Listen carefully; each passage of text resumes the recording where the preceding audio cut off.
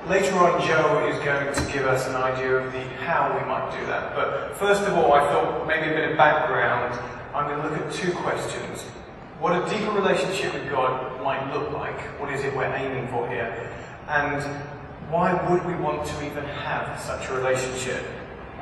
Now, one of the things that became clear when Joe and I were preparing this whole evening with Nikki was that in just about every way, we are completely different.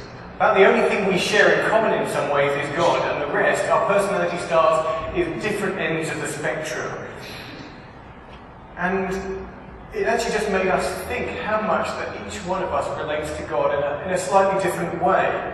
We have the same God, but because each one of us is different and unique, it means that the way we relate to God is also different.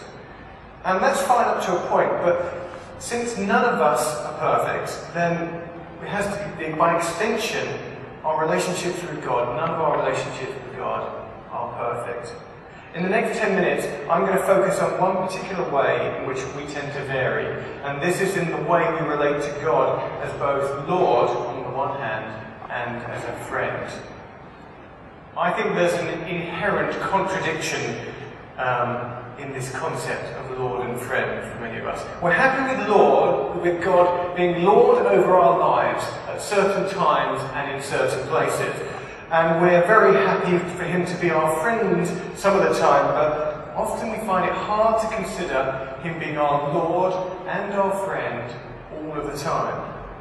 If we imagine on a scale, and we've got, on the one hand, we've got totally Lord at the one end and totally friend at the other, then I think we should probably try to keep these two aspects in balance, stay somewhere in the middle. But in practice, we tend to lean toward one side or the other.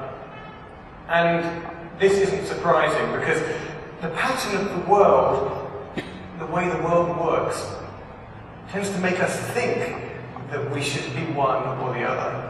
We aren't used to the concept of being someone's friend and at the same time being subject to them under their authority.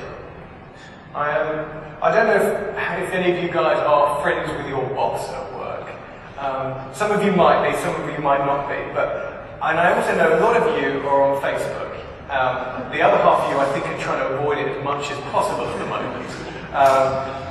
But either way, you probably know it's a networking site where you can choose who your friends are going to be. Now, I want you to imagine that one day pops in your status bar that your boss wants to be friends with you.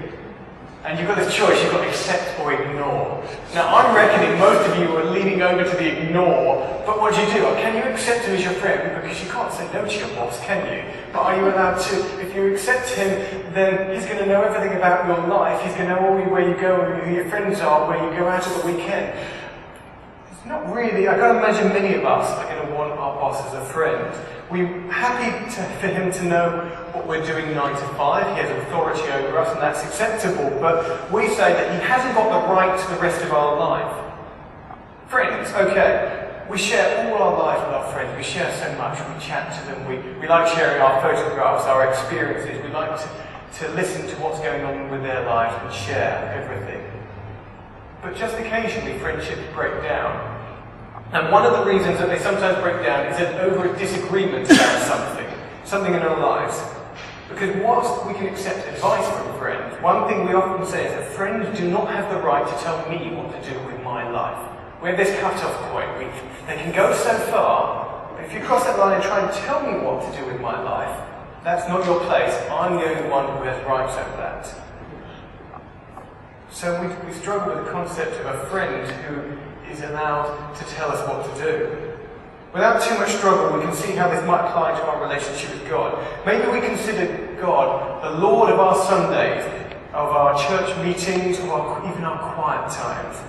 But do we have a friendship with him that allows him into every single part of our lives? Or maybe we're great friends with God, but when it comes to actually serving him, getting stuck in there, doing what he says, we tend to want to hit that ignore button. Abraham in the Old Testament, I'm going to just pick up an example, one from the Old and one from the New. Abraham in the Old Testament presents one example of what it is to consider God both Lord and friend. In James 2, verse 23, it says, Abraham believed God, and it was credited to him as righteousness, and he was called God's friend. This verse is referring to two other parts of the Bible. Genesis is where the first bit comes from, and 2 Chronicles is where he was called God's friend. Now, in Genesis 22, God calls out to Abraham, to which Abraham replies, "Here I am." Now, even this very first phrase says something about the way that Abraham relates to God. Because this isn't just a normal phrase. This is a phrase that slaves use with their master. When the master would say, "Come here, slave," they go, "Here I am."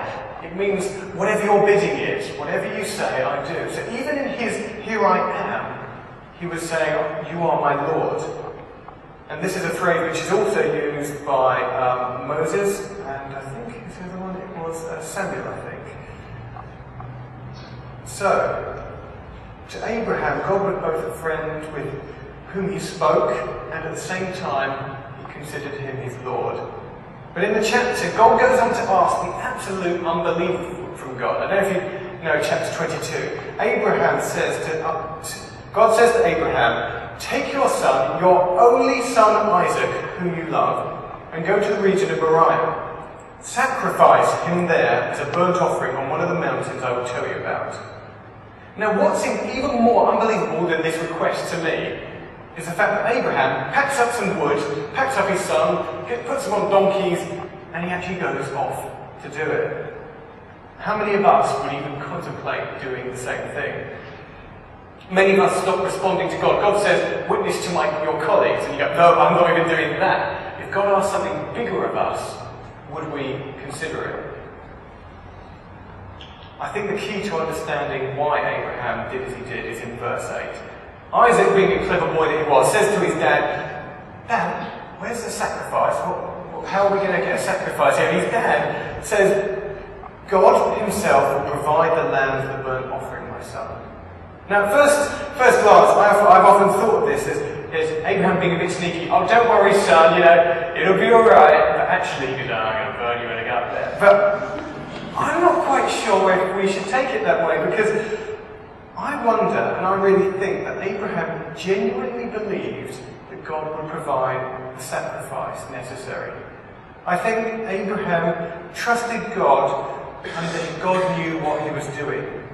Abraham was God's friend, and through the experiences of his life, the promises that God had made to him, including that his generation upon generations would come from him, he knew that he wasn't the kind of God who would ask him to do that.